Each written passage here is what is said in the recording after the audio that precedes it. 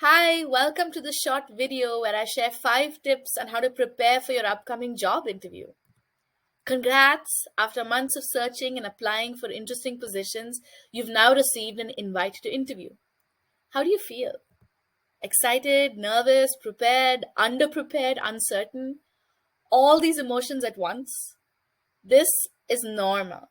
Take a minute to take it all in and breathe. We are soon going to brainstorm ways to help you feel more confident and prepared so you can face the upcoming uncertainty boldly. As a first step, let's gather all the information we have. When is the interview? Is it virtual? Who is it with and for how long? Lay it all out. Let's approach it systematically. Do you have enough information to help you prepare? Maybe you can ask the recruiter to send you some more information. That's completely okay to ask. You're going to want to make yourself available, obviously. So, what do you have going on that day? Can you take some time off? Let's deal with logistics first and start by blocking off your calendar. Let's also make sure we understand what we're going to need for the interview day. A quiet space, perhaps? A webcam that works? What about outfits to wear? Let's make sure we organize what we have and what we need to obtain in advance of the interview. Just a quick reminder that you received the interview request because they already think you're qualified. You got this. Okay, so now that they are interested in chatting with you, what are a few things they may want to learn about you during the interviews? Most employers want to know if you can do the job and if you have the necessary skills for it. They likely want to know how you work with others in a team or in collaboration. And lastly, they may want to assess your attitude, like how you may handle failures or tackle difficulties on the job. Or perhaps they just want to assess if you're willing to learn new things. Keeping this at the forefront, the next step is to start your in depth preparation. A few things to remember when it comes to preparing.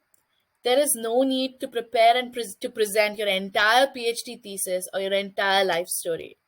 A good guide, as always, is really getting clarity on what the employer wants. As I always say, the clues are in the job description.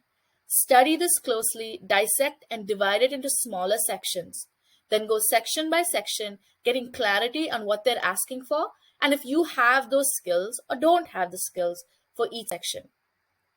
After you've done this, you should be able to answer the following questions. Who are they looking for? What are their minimum requirements or must-haves? What are the qualities and attitudes they're looking for?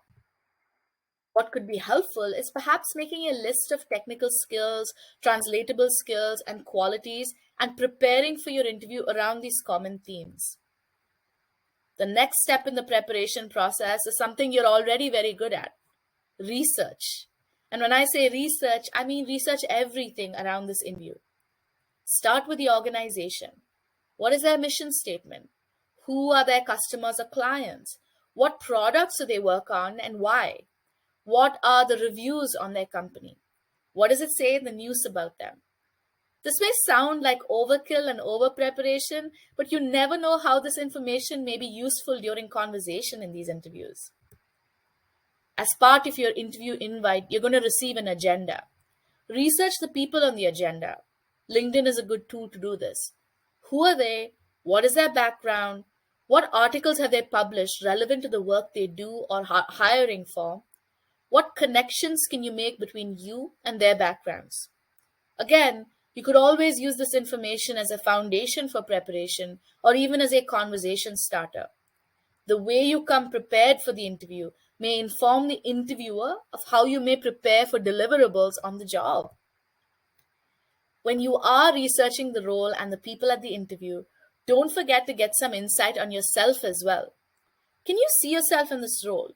If you were offered the position, would you be okay with the work culture, the people, the work? What about the salary? Are you okay moving to this other location? This self-reflection piece can further motivate your preparation and answer questions they may have confidently. It'll also help you ask them questions to make sure if this job is indeed right for you. Before my own interviews in the past, I have spent some time reflecting on my strengths and limitations as seen in the notes here. Do you have clarity on yourself? When you do, It helps you walk into the interview more authentically. And whatever the outcome, you can feel like you have done your absolute best to prepare. Finally, preparation is only one half of the strategy involved in interviews. If you're going to have to communicate your skills and strengths effectively. And that's where the STAR method comes into practice. And I don't have to tell you about the STAR method by now. But I will remind you that your answers, whether you use the STAR method or not, are always crafted to the position. You're going to have to think of the experiences or situations you may face at work and write them down in advance to answer the behavioral style questions. And you may want to practice saying these answers aloud to make sure they cover the qualities and skills the interviewer is looking for. Finally, prepare to ask the interviewers questions you may be curious about. This is also part of the interview process, and they could assess you on the kinds of questions you ask and the quality of the conversation you have with them. Thanks for listening, and good luck.